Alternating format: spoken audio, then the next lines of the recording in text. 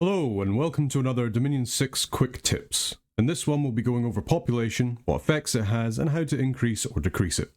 So every single province in the game has a population, which is the number of people in the province.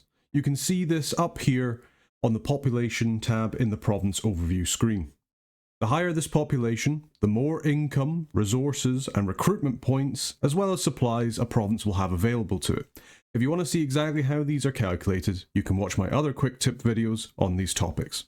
The population in a province at the start of the game is entirely random. However, it is altered by the age you're playing in. Early age has the lowest population, while late age has the highest.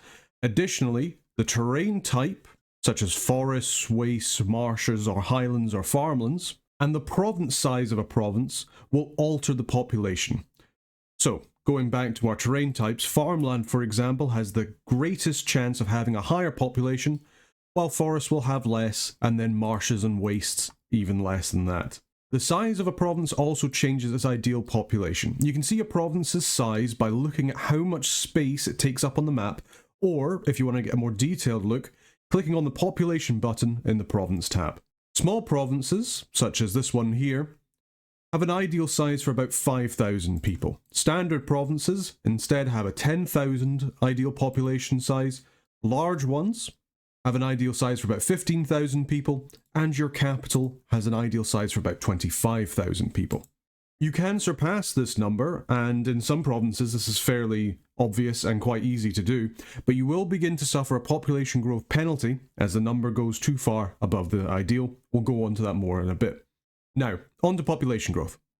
Every single province in the game gets a base population growth of 0.2% per turn. If there are no other factors, then every province on the map will grow by 0.2% every turn in the game. Every level in growth scale gives plus 0.2% pop growth, while death gives negative 0.2%. This is why Death 1 isn't quite as bad as it was in Dominions 5. It's counteracted by the province's base population growth. Some terrains will also give a population growth bonus or negative. For example, farmlands or plains will give a bonus to population growth, while forests, marshes, and wastes and highlands will all give a population malus, and this does stack with each other.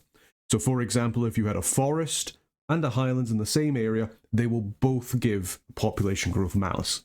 Extreme temperature scales will also give a massive negative to population growth, so be careful with them. You can see here that we're currently losing 1% of the province's population per turn due to having Heat 5.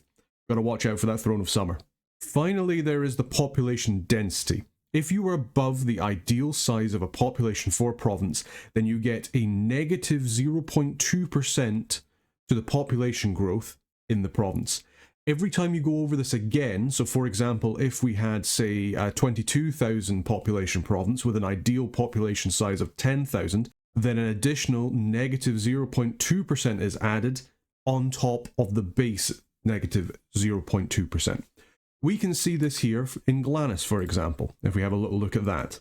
In Glanis, we have a population size of 37,000, but it's an ideal size for only 15,000 people. So it has a negative 0.6% growth modifier due to population density.